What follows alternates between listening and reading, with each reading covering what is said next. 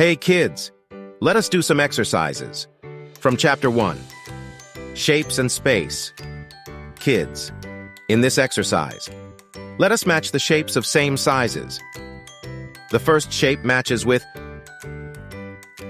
the second shape of the same size on the other side.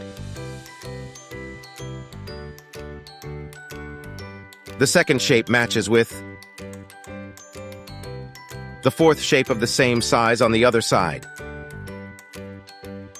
Kids, now you tell me for the third shape.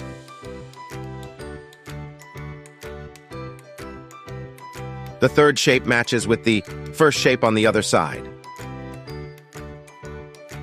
Okay, kids, now you tell for the fourth shape.